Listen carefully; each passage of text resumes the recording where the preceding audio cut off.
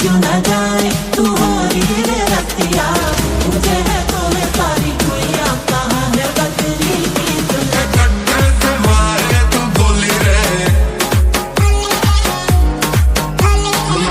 का शहर है जो मारे तो लोली रे, नजरों के कट्टे से। तो होली के रंग हंगामा टाइम्स न्यूज़ के संग की कड़ी में आप सभी का स्वागत है। नमस्कार, मैं अर्चना और आप देख रहे हैं हंगामा टाइम्स। हंगामा टाइम्स जिस तरह से आपको दिखा रहा है, फूलों के भी कई रंग हैं और साथ में फूलों के आपको तो कई रंग दिख रहे हैं, साथ में रंगों के भी कई रंग दिख रहे हैं। जहाँ पे आपको हरियाली भी दिख रही है, वहीं पे आपको फूलों के कई रंग दिख रहे हैं। तो जहाँ पे होली रंगों का त्यौहार आ रहा है, वहीं पर 8 मार्च को होता है अंतर्राष्ट्रीय महिला दिवस होता है। तो 2 फेस्टिवल हमारे एक साथ आ रहा है, जहाँ होली के रंगों का त्यौहार आ रहा है, वहीं महिला सशक्तिकरण का भी दिवस आ रहा है। लेकिन हमारा मानना ये है, महिला का कोई एक दिवस नहीं होता, 365 दिन महिलाओं के दिवस होते हैं, क्योंकि महिला आधी आबादी कही जाती है और अर्धनारीश्वर कही जाती है। तो ऐसे ही लखनऊ की कुछ खास शख्सियतों से हम बातचीत कर रहे हैं इस अंतर्राष्ट्रीय महिला दिवस पे, और साथ में होली पर भी हम उनकी शुभकामनाएं जान रहे हैं कि होली को लेकर के और अंतर्राष्ट्रीय महिला दिवस को लेकर के उनकी क्या तैयारी है। क्योंकि एक महिला जहां बेटी है, बहन है, माँ है, पत्नी है, अनेकों रंग हैं महिलाओं के, लेकिन एक महिला की अपने प्रति क्या जिम्मेदारी है। उसकी पढ़ाई की जिम्मेदारी उसकी खुद की होती है, उसको समाज में अपनी जिम्मेदारी, अपना स्थान बनाने की जिम्मेदारी उसकी खुद की होती है। लेकिन बहुत सी महिलाएं घर की जिम्मेदारी और अपने परिवार की जिम्मेदारियों के बीच में अपनी जिम्मेदारी निभाना भूल जाती है। लेकिन कुछ महिलाएं ऐसी हैं जो अन्य महिलाओं के लिए प्रेरणा स्रोत बनती हैं। इसी खास कड़ी में खास शख्सियत में हमारे बीच में है सविता व्यास जी हैं, जो कि महिला सशक्तिकरण की मुख्य संरक्षिका हैं। तो उनसे हम बात करेंगे उनके जीवन को लेकर के कि उन्होंने अपने जीवन में पढ़ाई को कैसे मैनेज किया, अपने सम्मान को कैसे मैनेज किया और अपनी परिस्थितियों को किस तरह से आगे बढ़ते हुए और हर संघर्ष के साथ में अपने जीवन को आगे एक नया रंग दिया। तो बहुत बहुत आपका स्वागत सविता जी। नमस्कार। सबसे पहले तो मैं अर्चना जी को धन्यवाद कहूँगी कि आज वो मेरा साक्षात्कार ले रही हैं और मेरी कुछ अंदर दबी हुई जो मेरी भावनाएं थी, जो मैं समाज से बहुत समय से साझा करना चाहती थी, उन्होंने मुझे ये अवसर दिया कि मैं ये कह सकूं या बता सकूं कि मैं समाज में मैंने अपने आप को कैसे संभाला और अपने समाज की कि नारियों के लिए मैं एक प्रेरणा स्रोत बनूं। क्योंकि मेरी प्रेरणा स्रोत भी बहुत सी ऐसी नारियां हैं जिन्होंने जीवन में बहुत बड़े बड़े काम किए हैं और संघर्ष किया है, परिवार को भी संभाला है, संतानों को भी संभाला है, उन्हें भी काबिल बनाया है और साथ के साथ वो उन्होंने खुद भी अपने अस्तित्व को भी जिंदा रखा और अपने वजूद को समाज में एक स्थापित किया। तो मैं बस यही कहना चाहूँगी कि मेरा जीवन तो बहुत संघर्षमय रहा और संघर्षमय के साथ साथ मेरा परिवार बहुत बढ़िया रहा। मैं बचपन भी अच्छा रहा, शादी के बाद भी मुझे परिवार अच्छा मिला, किंतु मैंने कभी भी अपनी शिक्षा से समझौता नहीं किया। मैं संतानें हुई, उनकी जिम्मेदारियां भी देखी, परिवार की जिम्मेदारियां भी देखी और साथ के साथ जो परिवार ने मेरा साथ दिया उसके लिए तो मैं बहुत बहुत धन्यवाद करती हूँ अपने प्रभु का और अपने परिवार का, जिन्होंने मुझे इस योग्य समझा कि मैं कुछ कर सकती हूँ। फिर उसके बाद पढ़ाई करते करते फिर मैंने अपने बच्चों का पालन पोषण किया, उन्हें भी योग्य बनाया। मेरे 3 बेटे आर्मी में हैं, मेरी बेटी भी अपने जीवन में बहुत सुखी है, सब कुछ ठीक ठाक है। उसके बाद मैंने ज्वाइन किया अपने शिक्षा क्षेत्र में, नौकरी भी की और वहाँ पर भी जितना हो सका पूरी ईमानदारी, पूरी मेहनत के साथ मैंने काम किया और अपने क्षेत्र में एक अपना स्थान बनाया। और वहाँ से रिटायर होने के बाद भी आज भी जो मुझे लगता है, जो मेरे अंदर की भावना कहती है कि मैं आज भी रिटायर नहीं हुई। निकलने के बाद भी मैं समाज में समाज सेवा के रूप में जो मेरे अनुभव जीवन के रहे उनको देने के लिए और समाज में जो लोग हैं, जो ज़रूरतमंद हैं, जो नारी हैं, जो स्त्रियां हैं, जो कुछ करना चाहती हैं अपने जीवन में, उनको भी मैं कुछ चाहती हूँ कि मैं अपने अनुभव से उनको ये इतनी हिम्मत दे सकूँ कि वो अपने जीवन में कुछ करें और आगे बढ़ें। और गहनों और शादी ब्याह, परंपराएं, रीति रिवाज, ये तो उन्हें निभानी ही है, लेकिन साथ के साथ कागज़, कलम, किताब, ये उनसे जीवन में कभी नहीं छूटना चाहिए, क्योंकि यही उनके वजूद को शक्तिशाली और मजबूत बनाएगा। और स्वयं उनको गर्व होगा एक दिन कि मैं कुछ हूँ और मैंने अपने समाज को कुछ दिया। तो इतना ही कहना चाहूँगी। जैसे कि एक सवाल हम आपसे और पूछना चाहेंगे कि जिस तरह से कहा जाता है, एक महिला जब पढ़ती है तो एक पूरा परिवार पढ़ता है, और एक पूरा परिवार पढ़ता है तो पूरा एक देश पढ़ता है। तो कुछ महिलाएं ऐसी हैं कि जिनकी शादियां जल्दी हो जाती हैं, फिर जो है घरेलू जीवन में फंस जाती हैं, तो वो अपनी पढ़ाई को दरकिनार कर देती हैं। ये कहाँ तक सही है? नहीं, ये बिल्कुल ठीक नहीं है, क्योंकि उनका जो अपना वजूद है वो करें, सारी जिम्मेदारियां अपनी निभाएं, लेकिन जो उनका वजूद है अपने अस्तित्व को उन्हें समाप्त नहीं करना है। और अपने परिवार की जिम्मेदारियों के साथ साथ अपनी शिक्षा पे भी ध्यान देना है, और समाज में वो जो भी कार्य कर सकती हैं, छोटा मोटा जो भी कार्य करें, क्योंकि स्त्री के लिए आर्थिक रूप से, मानसिक रूप से एवं भावनात्मक रूप से, ये सभी रूपों से मजबूत होना बहुत आवश्यक है। लेकिन जैसे आजकल लड़कियां आत्मनिर्भर बन रही हैं और फाइनेंशियल सब मजबूत बन रही हैं, तो कहीं ना कहीं जो है कुछ लोगों के अंदर ऐसी मेंटालिटी आ जाती है कि जो है उनको किसी की ज़रूरत नहीं है, या वो समझौता नहीं करना चाहती। ये कहाँ तक? नहीं, समझौता तो जीवन में किया ही जाता है, अपने जीवन से भी किया जाता है, अपने परिवार से भी किया जाता है, और एक सभ्य समाज में रहते हुए समाज से भी किया जाता है। लेकिन हाँ, समझौता में आप अपने आप को शर्तों पे नहीं रखेंगे। आपका वजूद कम नहीं होना चाहिए। आप जो हैं, आपका जो अस्तित्व है, उसके साथ आपकी जो जिम्मेदारियां हैं, उन सब को आप निभाइए। जैसे आपने हमें बताया था अपनी बातचीत में कि आपकी शादी हुई, बच्चे हुए, उसके बाद आपने जॉब करा, तो ऐसे जो है जॉब जो किया तो उसमें आपने क्या उतार चढ़ाव देखे? जॉब में मैं तो ये कहूँगी कि मैं बहुत भाग्यशाली हूँ कि मेरे परिवार बहुत अच्छा था, तो मुझे कोई बहुत उतार चढ़ाव नहीं देखने पड़े। लेकिन ऐसा लगा कि जैसे मैंने खुद को पा लिया, मतलब सारी जिम्मेदारियों के बाद जब मुझे लगा कि आज मैं खुद कुछ कर पा रही हूँ और मैं हूँ कुछ, वो जो एक भावना थी उसने मुझे लगा सबसे बड़ी उपलब्धि मुझे प्राप्त हुई है। और पूरी ईमानदारी के साथ, और फिर उन बच्चों को पढ़ाना, क्योंकि मैं बालिका विद्यालय में पढ़ाती थी, तो वो जो चीज़ थी मेरे अंदर कि बालिकाओं को मैं कैसे मजबूत बनाऊं, वो मुझे पूरा अवसर मिला अपने विद्यालय में। और मैंने अपने जितने मेरे बच्चे हैं आज भी बड़ी बड़ी ओहदों पे हैं, आज भी मुझसे जुड़े हुए हैं, तो बहुत अच्छा लगता है कि मैंने बहुत जीवन में अगर जो प्राप्त किया वो मैं समाज को दे रही हूँ। और बस ये मेरा तो मतलब पीढ़ी ऐसी है कि समाज को कुछ देकर ही जाए, तो इससे बढ़ के कुछ नहीं है।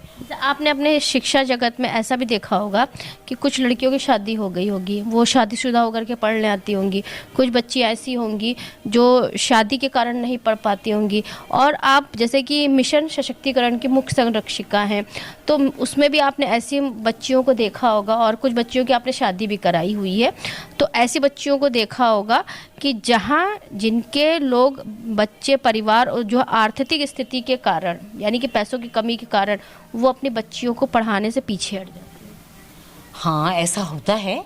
और मेरे विद्यालय में भी बहुत सी बच्चियां थीं, पर जैसा उनको प्रेरणा हम लोगों ने दी और जैसा मजबूत किया, तो जितना वो अपनी क्षमता अनुसार वो जितना कर सकती थीं, बहुत ऊंचाइयों पे नहीं भी गई अगर कुछ बच्चियां, या बहुत वो आर्थिक रूप से मजबूत नहीं भी हो पाई, लेकिन उनके अंदर एक ये तो हमेशा रहा, स्वावलंबन तो हमेशा रहा कि स्वावलंबी तो हैं कि उन्हें कुछ ना कुछ अपने जीवन में ऐसा करना है कि अगर किसी भी प्रकार की कोई भी समस्या उनके जीवन में आती है या कोई भी कष्ट आता है, तो वो उसको पूरी हिम्मत के साथ उस समस्या को झेल लेंगी, और उस समस्या का जो भी समाधान है वो भी निकालने की उनके अंदर उतना मानसिक मजबूती होनी चाहिए, जो कर रही हैं बच्चियाँ। आजकल महिलाएं हर क्षेत्र में आगे हैं, चाहे क्रिकेट में हो, चाहे आसमान छूने में हो और चाहे ट्रेन चलाने में हो, चाहे जहाँ पे, तो कैसा लगता है?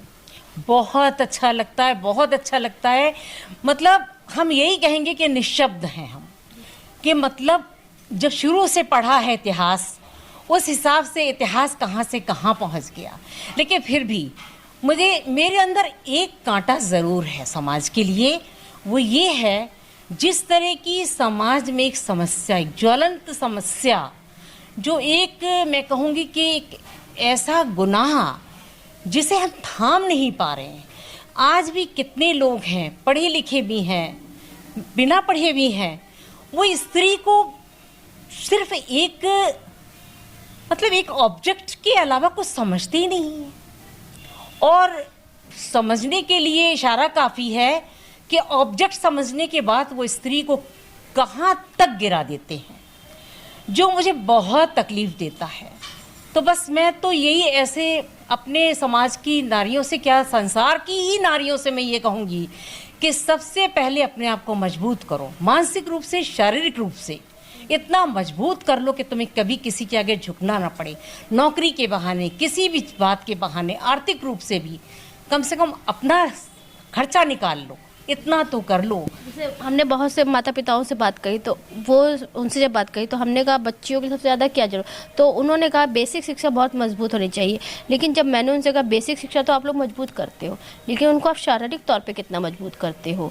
जिस तरह से आप अभी आज 2026 हो गया, 2025 के आंकड़े को उठा के देख लीजिए, बच्चियों के साथ में दुष्कर्म बढ़ते चले जा रहे हैं, जो कि 5 साल के, 5 महीने से लेकर के 10 साल की बच्चियों तक का। अगर माँ बाप सेल्फ डिफेंस की यानी कराटे की ट्रेनिंग सभी बच्चियों को दिलवाएं और उनको शारीरिक रूप से मजबूत करें, क्योंकि आज मेरा खुद का मानना ये है कि अगर आज महिलाएं कहीं तक पहुँच पाई हैं तो वो अपनी शिक्षा के बदौलत बन, क्योंकि अधिकार तो हमें मिले हैं, लेकिन अधिकार की जानकारी हमें नहीं होगी तो अधिकार हमें कैसे हम इस्तेमाल कर पाएंगे? क्योंकि अगर हमारे पास तलवार रखी है, तलवार चलाने की कला या शिक्षा हमने नहीं लिया है, तो हम उसको कैसे चला पाएंगे? अधिकार तो हमें मिला, लेकिन अगर हम पढ़ लिख नहीं पाएंगे या हमें उस अधिकारों को किस तरह से कहाँ पे इस्तेमाल करना है, जब तक हमें वो नहीं आएगा तो हम कैसे आगे बढ़ पाएंगे? तो मेरा मानना ये है, अधिकार हमें मिले हैं सरकार के, तो अच्छी बात है, लेकिन पढ़ाई लिखाई के साथ साथ हमें सेल्फ डिफेंस यानी कि हमें शारीरिक तौर पे भी मजबूत होना चाहिए, क्योंकि ये जो लगातार बलात्कार के केस बढ़ रहे हैं, कहीं ना कहीं महिलाओं को इसकी रोकथाम स्वयं करनी पड़ेगी। ना शासन कर पाएगा, ना प्रशासन कर पाएगा। बिल्कुल आपने ठीक कहा। और ये विषय ऐसा है कि जिसको लेकर समाज क्या संसार परेशान है। हाँ, बिल्कुल बिल्कुल बिल्कुल बिल्कुल। लेकिन आप ये देखिए कि आप जो बड़ी बच्चियां हैं उन्हें आप शारीरिक रूप से संबल बना देंगे, मजबूत बना देंगे, लेकिन जहाँ पर आपको 2-2, 3-3 दिन की बच्चियां, महीनों की बच्चियों के बारे में सुनने को मिलता है, वो सक्षम कहाँ है? तो इसके लिए तो सबसे बड़ी चीज़ मैं यहाँ पे ये कहूँगी कि हमें अपने बेटों को भी, अपने समाज के पुरुष वर्ग को भी इतना मानसिक रूप से हमें मतलब समझाना है, उन्हें मजबूत करना है, इतना हेल्दी बनाना है उनकी सोच को कि जब भी वो स्त्री की तरफ नज़र उठाकर देखें तो सम्मान हो उनकी नज़रों में, छोटी बच्चियां हो तो प्यार हो उनकी नज़रों में, जो ईश्वरीय रूप हैं, देवी का रूप हैं। तो ये पुरुष वर्ग को कोई नहीं समझा सकता, उनकी माता पिता, उनका परिवार, वही उनको सोच दे सकता है। मैंने एक बहुत सीनियर थे, महान थे, पंडित थे, तो मैंने उनसे एक सवाल किया, ऐसे मेरे माइंड में चल रहा था कि महाराज जी ये बताइए कि भगवान ने तो महिला पुरुष दो लोग को बनाया है, लेकिन महिला को कमज़ोर और पुरुष को बलवान क्यों बनाया है? तो उन्होंने कहा महिलाओं का काम था कि वो अपने घर परिवार को संभालें और जिम्मेदारियों को संभालें, पुरुष का काम ये था कि महिला की रक्षा, देश की रक्षा, युद्ध करना और स्त्रियों की रक्षा करने के लिए, तो इसलिए भगवान ने उनको बल दिया।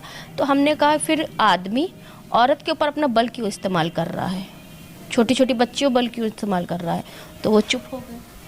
तो आप ये देखिए कि हम कहते हैं अर्धनारीश्वर है।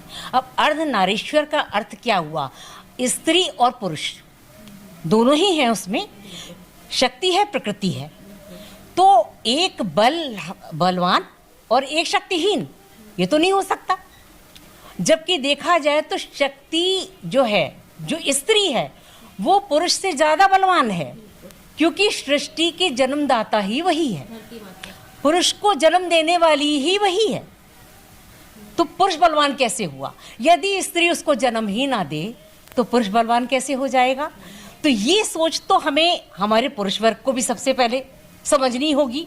स्त्रियां तो समझ रही हैं कि वो क्या है और उन्हें अपनी शक्ति को कैसे पहचानना है, पर पुरुष को भी इस चीज में, इस सोच में साथ देना पड़ेगा कि तुम शक्ति हो, मैं प्रकृति हूं, तो तुम्हारे बगैर तो मैं ही अधूरा हूं, तुम मेरे बगैर अधूरी नहीं हो, तुम्हारे बगैर मैं अधूरा हूं। तो ये दोनों ही का साथ है, दोनों के सहयोग से ही ये सृष्टि चल रही है। इसीलिए तो महिला सशक्तिकरण में, यानी महिला दिवस पे ऐसी महिलाओं से हम बात कर रहे हैं जो सामने वाली महिलाओं के लिए उदाहरण हो। तो मैम, इस होली जो फेस्टिवल हमारा आ रहा है, रंगों का त्यौहार और महिला दिवस आ रहा है, तो सभी देशवासियों को क्या शुभकामनाएं देना चाहिए? मैं यही कहूँगी, सबसे पहले तो होली के रंगों का महत्व हमें ये समझना है कि सिर्फ रंगों से खेलना होली नहीं है। हमें अपने जीवन में और दूसरों के जीवन में रंग भरना, खुशियाँ भरना, और परिवार को इतना रंगों से भर देना, इतना खुशियों से कि परिवार को जोड़ने वाली स्त्री को लोग कहें कि भाई क्या बात है, किस तरह से होली मन रही है, पकवान बनते हैं, रंगों से खेला जाता है, लेकिन वो जो अंदरूनी जुड़ाव होता है परिवार का, वो जुड़ाव होना भी बहुत आवश्यक होता है। और अंतर्राष्ट्रीय महिला दिवस तो मैं ये कहूँगी, एक दिवस तो कोई स्त्री के लिए मायने नहीं रखता है। स्त्री तो प्रत्येक दिन, स्त्री तो स्त्री है, उसको प्रत्येक दिन, प्रत्येक घंटे, प्रत्येक मिनट उसको सम्मान दीजिए। वो आपकी नज़रों के सामने पड़ जाए तो सम्मान से आपकी नज़रें झुक जाएं, सम्मान से आपका सर उठ जाए कि ये स्त्री है जिसने हमें जन्म दिया। तो मैं यही कहूँगी, अंतर्राष्ट्रीय दिवस की शुभकामनाएं दूंगी और होली की भी शुभकामनाएं दूंगी। लेकिन इन त्योहारों को और इन परंपराओं को सबसे पहली बात तो ये है कि हम सही अर्थ समझें इनका और सही रूप में हम इनका निर्वाह करें।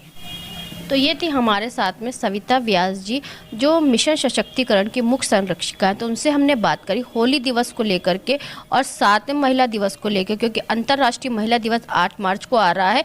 वहीं अंतर्राष्ट्रीय महिला दिवस के पहले होली रंगों का त्यौहार आ रहा है। तो ऐसे ही कुछ लखनऊ की खास शख्सियतों से खास बातचीत करेंगे होली फेस्टिवल को लेकर के और अंतर्राष्ट्रीय महिला दिवस को लेकर के। तो हंगामा टाइम्स न्यूज़ चैनल की तरफ से भी सभी दर्शकों को होली और महिला दिवस की हार्दिक शुभकामनाएं। तो इसी के साथ मैं अर्चना आपसे जानना चाहूंगी, धन्यवाद। बने रहिएगा हंगामा टाइम न्यूज़ चैनल के साथ। हंगामा टाइम्स की तमाम खबरों को देखने के लिए हंगामा टाइम्स को सब्सक्राइब कर लीजिए और बेल आइकन दबा लीजिए। अगर आपको ये वीडियो अच्छा लगा हो तो लाइक बटन प्रेस कर अपनी प्रतिक्रिया हमारे कमेंट बॉक्स में देना मत भूलें।